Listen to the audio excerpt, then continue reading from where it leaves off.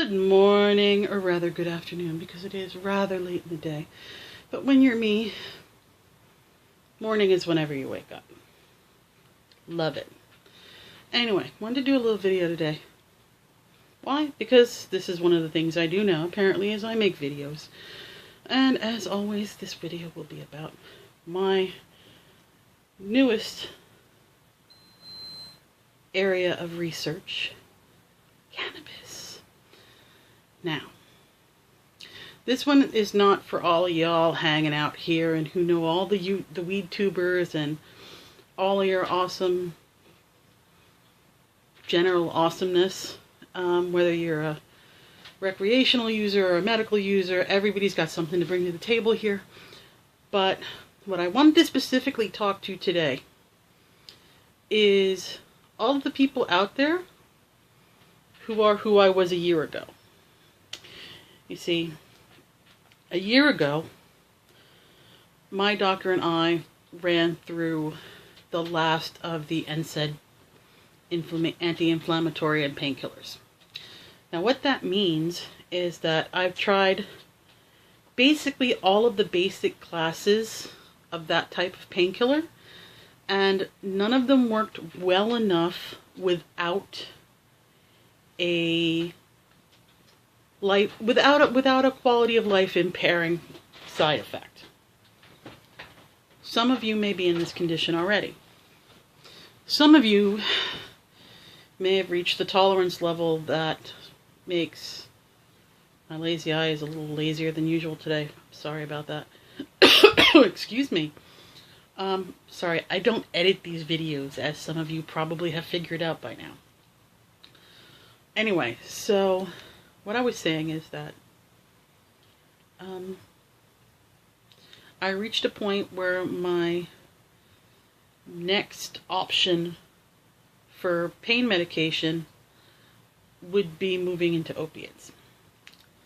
Now I have a knee injury and I've been experiencing arthritis pain since that happened basically when I was 12 or 13.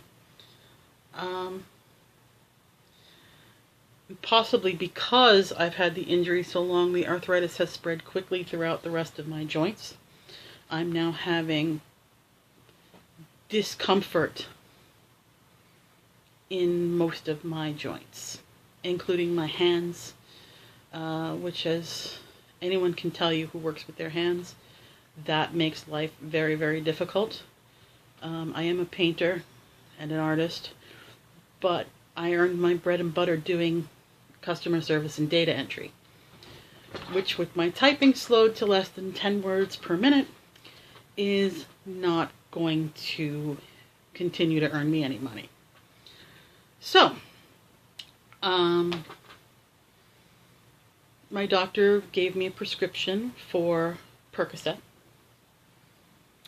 and after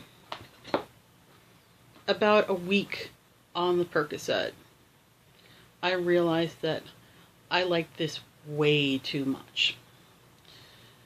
That's a problem for people with opiates.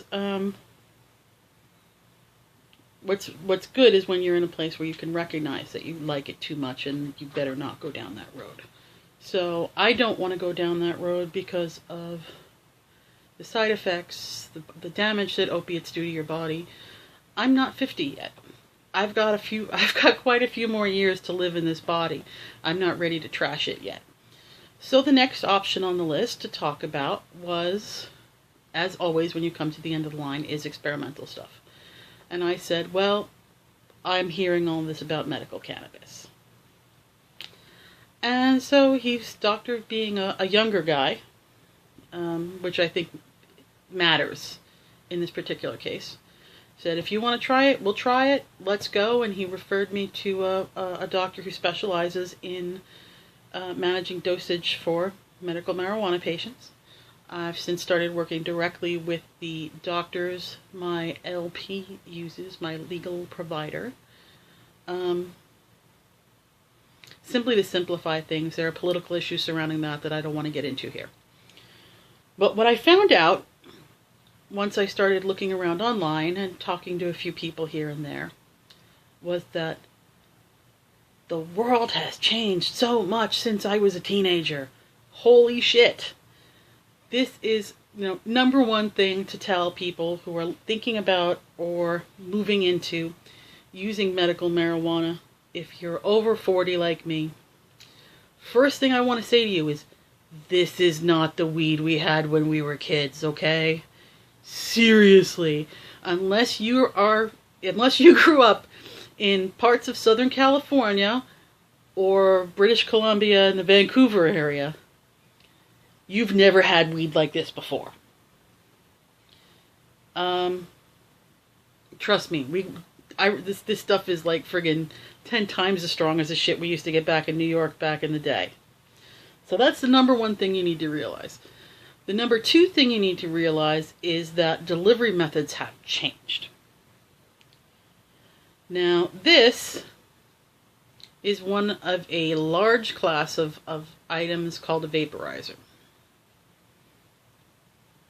Basically, using what this means is you're not inhaling smoke. What's happening is there's a little chamber in here that connects to this stem, which is full of cannabis. That's already been vaped a little bit. Full of cannabis, like a bowl for a bong. Most people are familiar with those from their youth. And it heats it slowly and gently so that all of the fluids in the ground herb vaporize into essentially water vapor. And that carries the terpenes and the cannabinoids. And because you're inhaling it directly into your lungs, it's going to hit you almost as fast as combusting, as burning it, but without all the nasty side effects, without the tar, without releasing other compounds that are not going to be very good for you. So this is something that a lot of people are using for medical use right now. Doctors have approved this as a safer, a safer method of delivery. People are still smoking joints. So if you were a joint person, that's awesome. But there's a new development in the North American market. People have started using what they call crutches here. And I believe they still call them roaches in Europe. And this is something that came out of Amsterdam, I believe, I'm being told. And basically it's a little piece of cardboard like the back of a matchbook, rolled up, and it goes in the end of your joint so that it acts kind of like a filter, in that it doesn't let big chunks of pot come flying out of the joint and into your mouth, which sucks. It makes it easier to burn the roach all the way down. And it makes it harder to wreck the joint by slobbering on the end, which is a bonus when you're talking about people who aren't well versed in the manners of cannabis. And, excuse me, cheers.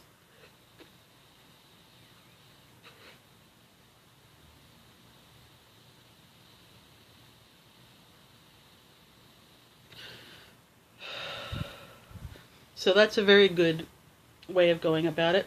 There's always also the classic pipe. Spoon pipes are always in fashion.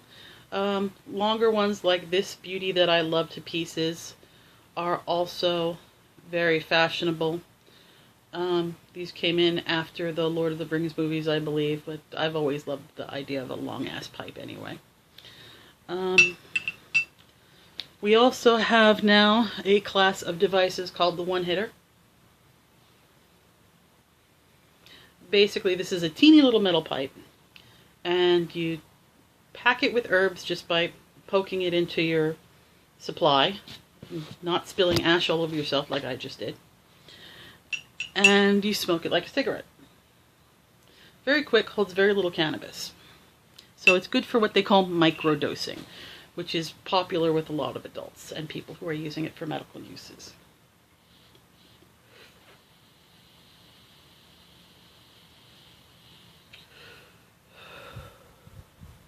As you can see, vaping does produce a cloud of smoke. It's not smoke, it's actually water vapor, just like you get when the kettle boils. Other things. Yeah, pipes are fashionable, joints are always in style.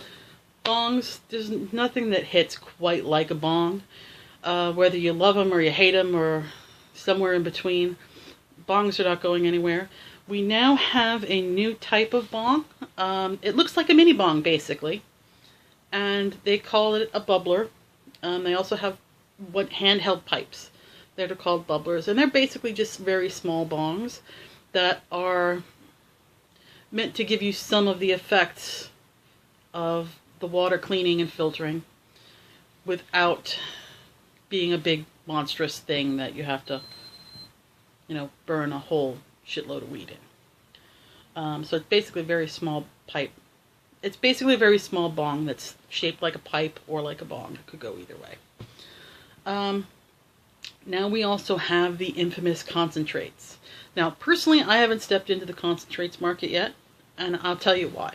Is that I don't have a huge amount of tolerance yet, so I am sufficiently medicated from using straight flower.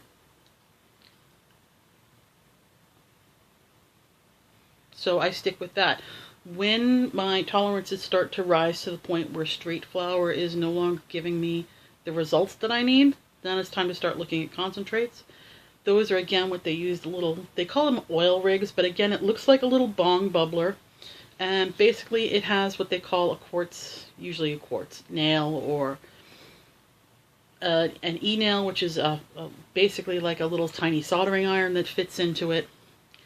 And basically you take these concentrates that are crystals or wax forms, and they are super concentrated. They're all of the medicine in the weed into those, and they're hyper concentrated, and you drop those on the hot thing and inhale it.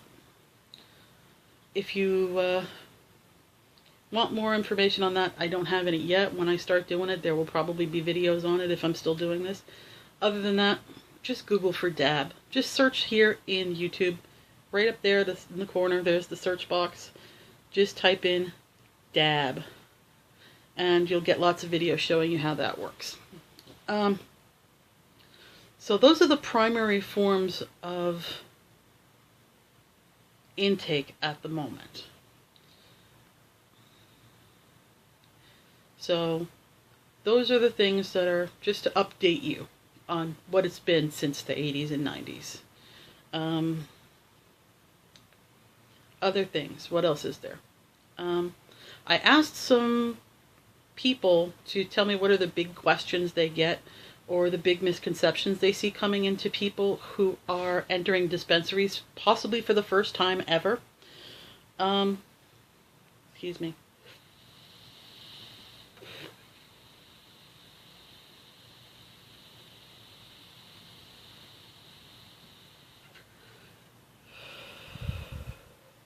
Yes, I have a fairly good lung capacity at this point. But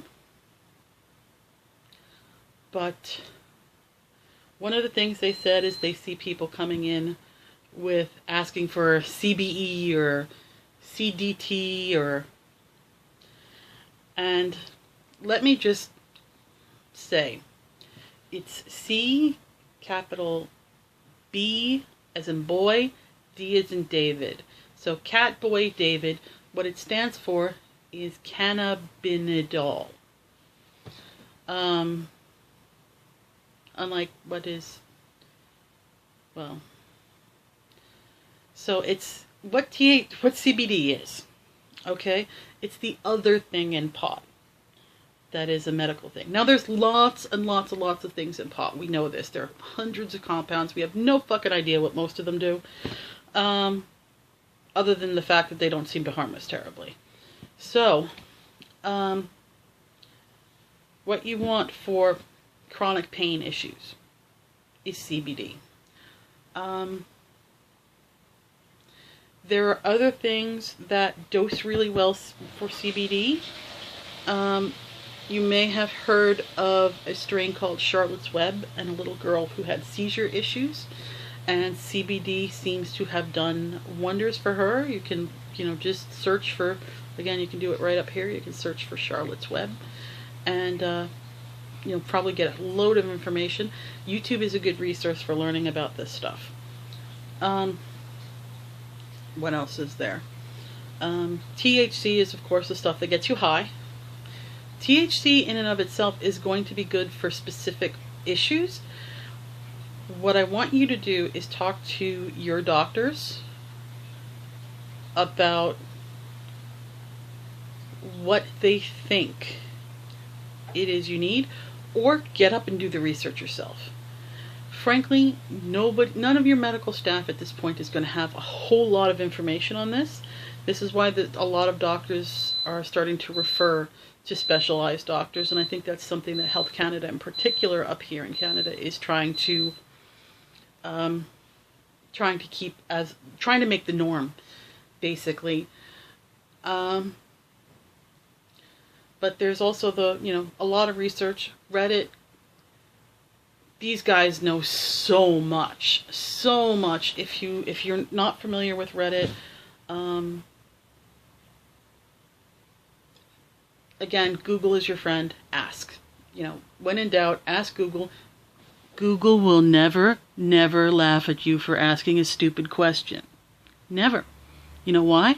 Because Google's not capable of laughter. So when in doubt, Google it. Just, remember to take everything with a grain of salt. Nobody out there knows, too much of everything. Look for areas where there's a lot of consensus. Like, again, with CBD is showing really good for pain, for neurological disorders. THC is good for other things. Talk to people about what your condition is and what exactly it is about cannabis that is beneficial for you. Once you find that out, it becomes a lot easier to do the research and keep up with the news.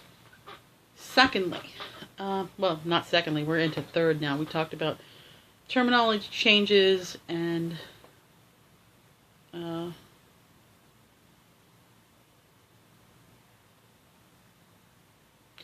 not even very high. I'm just very forgetful today. We talked about terminology changes, but not a lot of that has changed really. Devices has changed wildly. I've only given you the bare bones of that.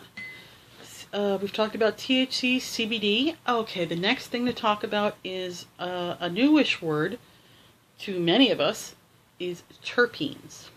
Now, while THC and CBD are what they call cannabinoid. I can't even say it. Cannabidols. No, I'm going to have to fucking edit this now. God damn it.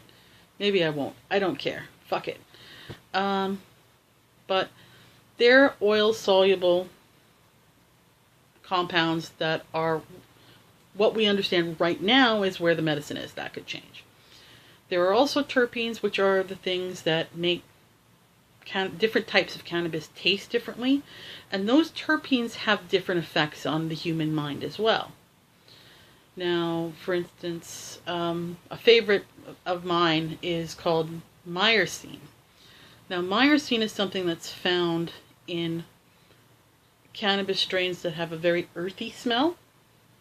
Kind of dank is the word that the kids are using for very high quality weed these days. But dank is a good word for this smell. It's, and what that primarily seems to, we're not sure yet, science is still moving on. It seems to be what's responsible for making you sleepy. So you see it a lot in things that are indica style plants. That's something that's very different now too, is that back in the day we didn't have a lot of this information because the internet wasn't around, so there wasn't a way to share a lot of this information aside from, word of mouth. And now word of mouth is much, much louder than it used to be. So we have the two types of cannabis at the moment. A lot of people are debating whether or not the types actually are a decisive way to describe these plants and their effects. But the previously and well recognized is you have sativa type strains that come from South America, and you have indica type strains that come from the Middle East and Afghanistan area and India. So sativa strains have a very sharp taste, If you remember back in the day that it was a big deal if you got the weed that smelled like cat piss because that was good shit, that's sativa. Okay? That's that smell. Now, that's the stuff that makes you buzzy and gives you the giggles and falling all over the place. Although, usually, like I said, these things are managed differently when you get into the micro levels. Indicas are the ones from the India, the Afghanistani, Kush areas. And those are the ones that tend to be more relaxing. You get what they call euphorics with that. And that's going to be more on your mellowing side. So if you have anxiety issues that you were looking to treat, indicas are probably going to be the way to go. You're going to want to look for indicas because they generally have that calming effect. Other than that, a lot of hybrids on the market now. A lot of hybrids. Hybrids tend to be classified as either sativa leaning or indica leaning. So it gives you an idea of what to expect from the plant. Some places will give you the percentages. They'll tell you this is a 60% sativa. This is going to be, give you lots of energy and boost your creativity. While this is a 90% indica, and you're going to not want to smoke this if you're not going to bed very soon. There's just such a wide range of choices now that never existed before. And there's so much information that's just changing literally day to day, hour to hour.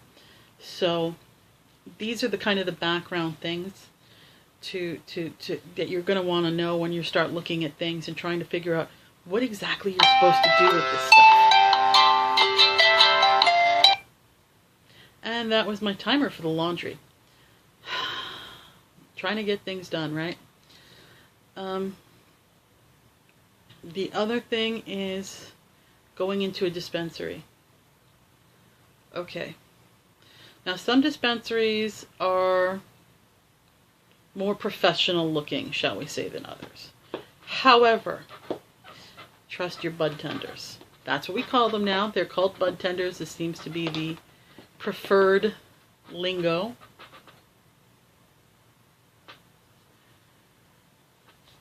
Usually they know what they're talking about if they've been there for a while. Often they're very rushed and hurried because they've got a lot of customers waiting. But don't be afraid to ask questions. They've heard it all at this point. Just jump in there and say, this is what's going on with me. Hi, Becky. This is my cat, Becky. Number 1 cat. She actually comes and smokes up with me. Yes, she does. Say hello. Say hello, princess. Yes, she's a good girl. She actually has a neurological disorder affecting the nerves in her back, so she tends to show up whenever we're vaping cannabis, which is just go with it. Yeah, so talk to the people in the dispensary. Watch videos here on YouTube. You'll learn a lot that way. A lot of the younger folks on here are what they call chasing the high. It's all about getting as wrecked as possible. Who didn't go through a period like that when everything was all about getting wrecked as possible? We did it mostly with alcohol, but, God knows there were plenty of substances running around in the 80s that if you wanted to get wrecked, you had a choice. So this is, but the kids today, like I said, is they have access to so much more information simply because they have the internet. One more thing I wanted to say to folks, because it's getting a very long video at this point, is that don't be afraid to talk to the younger people in your life. They don't think about this the way your parents did. There's nothing to hide from them. They don't really care. They don't, they know that there's just not much harm to be found in cannabis. And they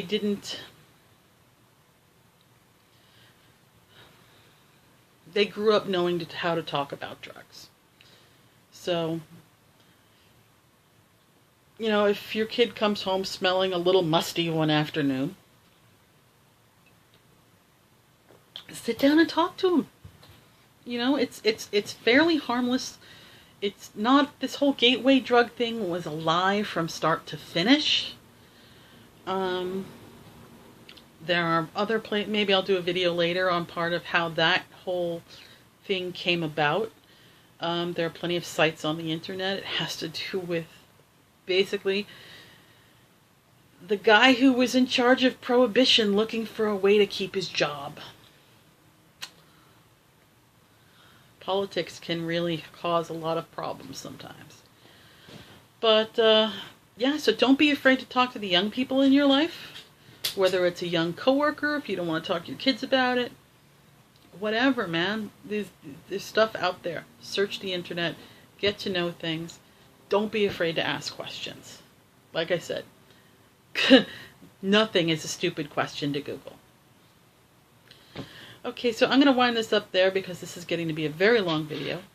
And I will be back for another video. If you have specific questions about, you know, moving to using cannabis as an older adult and what you should know and what you want to know so you don't look like an idiot, leave it in comments. Talk to me. I'll answer your questions. I don't give a damn. And the reality is that this is nothing to be ashamed of.